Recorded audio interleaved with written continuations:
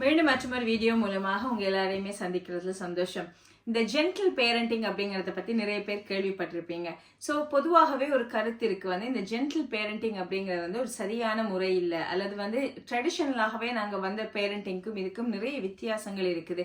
இந்த gentle parenting அப்படிங்கிறது ஒரு தவறான ஒரு முன்னுதாரணமாக இருக்குங்கிற குழந்தைகளை எங்களால சரியா வளர்க்க முடியாம இருக்கு, கண்ட்ரோல் பண்ண முடியாம இருக்கு, இப்படி நிறைய கம்ப்ளைண்ட்ஸும் இது ஒரு தவறான பேரண்டிங் ஸ்டைல் அப்படின்னு சொல்லி நிறைய பேர் கேள்விப்பட்டிருப்பீங்க. இதை பத்தின கேள்விகள் கூட கேட்டிருந்தீங்க.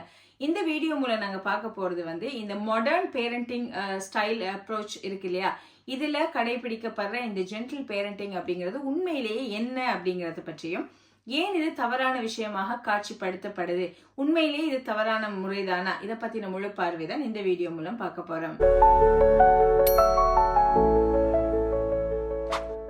ஒரு கருத்து இருக்கு இந்த ஜென்டில் பேரண்டிங் அப்படிங்கிறது பிள்ளைகள் அவங்க என்ன வேணும்னாலும் செய்யலாம், அவங்களோட வழியிலே விடுறது, எந்த திட்டுக்களுக்கோ ஏச்சுக்களுக்கோ ஆளாக்குறது இல்ல, அவங்க விரும்பின மாதிரி அவங்கள வளர விடுறது, பூரண சுதந்திரம் கொடுக்கறது, இது குழந்தைகளுக்கு பாதகமா தானே இருக்கும். நாங்க ஒரு ஸ்ட்ரிக்டாக பிள்ளைகள்கிட்ட இருக்கத்தானே வேணும் அப்படின்னு சொல்லி கேட்கிற பேரண்ட்ஸாக இருப்பீங்க அப்படின்னா, எஸ், நாங்க குழந்தைகள்கிட்ட ஸ்ட்ரிக்டாக இருக்கணும், சரியான பவுண்டரி எல்லாம் கொடுக்கத்தான் வேணும். ஸோ இந்த ஜென்டில் பேரண்டிங்கை பத்தி தப்பான ஒரு அபிப்பிராயம் இருக்கு அப்படின்னா என்ன அந்த தப்பான அபிப்பிராயம் அப்படின்னு சொன்னா, இந்த ஜென்டில் பேரண்டிங் அப்படிங்கிறது எந்த நேரமுமே எங்களோட குழந்தைகள் தாங்கள் விரும்புற எல்லாத்தையுமே கொடுக்கறது, அவங்களுக்கு எந்த கண்ட்ரோலுமே இல்லை, அவங்க எது செய்தாலும் அவங்களுக்கு எந்த ஒரு பவுண்டரியுமே இல்லை அப்படிங்கிற ஒரு கன்செப்ட் இருக்கு.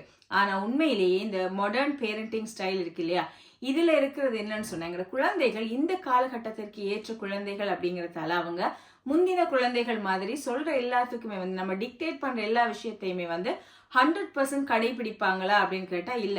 அவங்க ஒரு எதிர்ப்பு தன்மையை வழிகாட்டக்கூடியவர்களாகவும் தாங்க ஒரு சுயாதீனமானவர்களாக இருக்கிறத காட்டக்கூடிய குழந்தைகளாகவும் இருப்பாங்க. சோ இந்த ட்ரெடிஷனலா நாங்க இருந்த அந்த பேரண்டிங் அப்படிங்கிறது இந்த குழந்தைகளுக்கு சரி வராது. அதனாலதான் இந்த மாடர்ன் பேரண்டிங்க அடாப்ட் பண்ண வேண்டிய தேவை ஒன்று வருது. இந்த மாடர்ன் பேரண்டிங்ல எப்படி டிசிப்ளின் பண்றோம் அப்படிங்கறத வித்தியாசப்படுது. பொதுவாகவே நாங்க சாதாரணமாகவே ட்ரெடிஷனலாக இருந்த பேரண்டிங்ல என்ன பார்ப்போம், ஒரு பிள்ளை ஒரு விஷயத்த செய்யாத விடத்துல ஒரு விஷயத்துக்கு ரிஃப்யூஸ் பண்ணுது, சாப்பிட மாட்டேங்குது அப்படின்னு சொன்னா அந்த குழந்தைகளுக்கு கத்துறது அல்லது அடிக்கு பயம் காட்டுவது மூலமா அந்த குழந்தைகளை சாப்பாட வைக்கிறத நாங்க பார்த்திருப்போம்.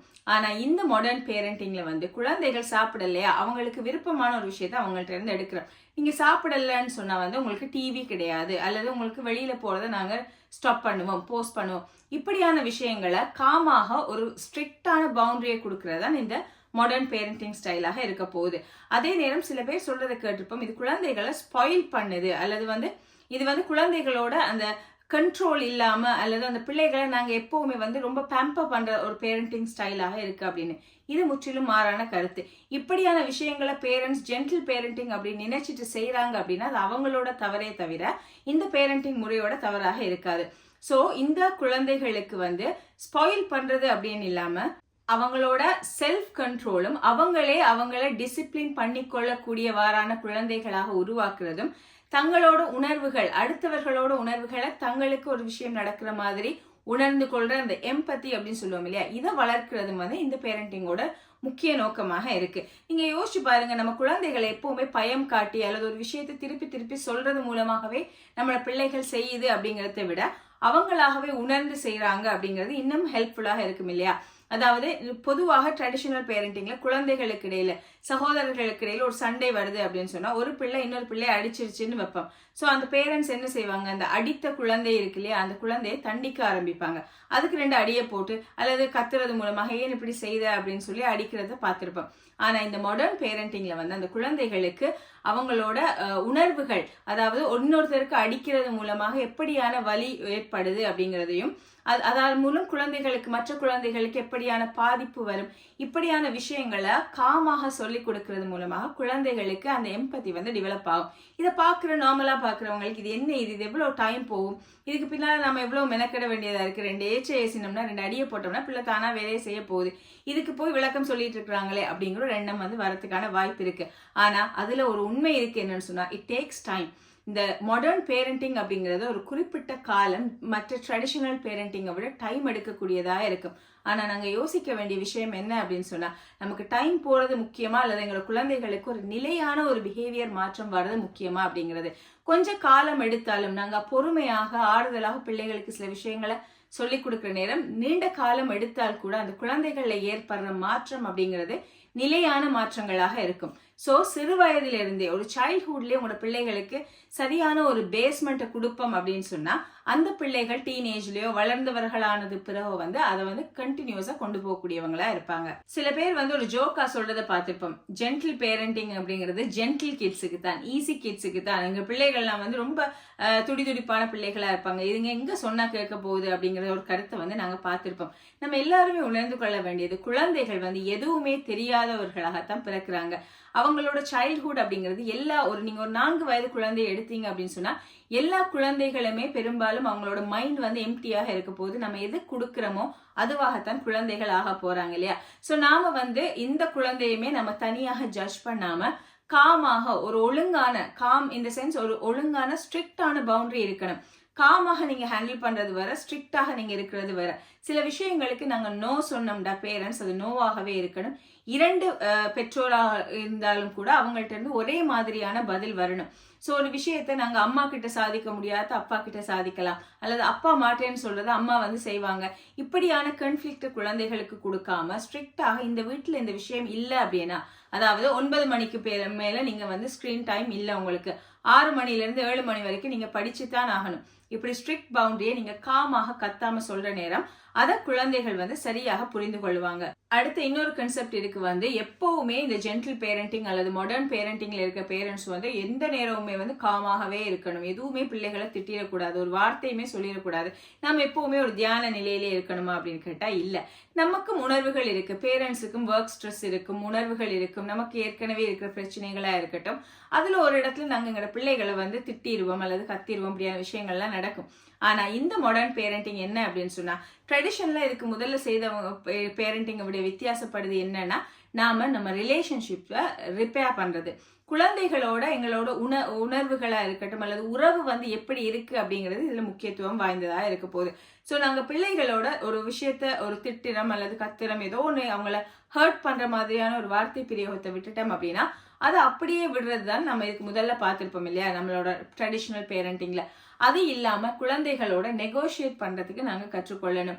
பிள்ளைகளுக்கு சொல்லி புரிய வைக்கணும் அல்லது அவங்கள்ட்ட மன்னிப்பு கேட்கிறது. அந்த ரிலேஷன்ஷிப்பை நாங்க ரிப்பேர் பண்ணணும். நான் உங்களை திட்டேன், நான் உங்களுக்கு இப்படி பேசிட்டேன், நான் ஏதோ டென்ஷன்ல கோபத்துல சொல்லிட்டேன், ஆனா உண்மையிலே உங்களோட மேலே இல்லை எனக்கு கோபம், என்னை மன்னிச்சுக்கோங்க. இப்படியான வார்த்தைகள் சொல்றது மூலம் ரிலேஷன்ஷிப்பை நாங்க ரிப்பேர் பண்ணலாமாக இருக்கும் அப்படின்னா அது மாடர்ன் பேரண்டிங்கோட ரெஸ்பெக்டாக இருக்கும்.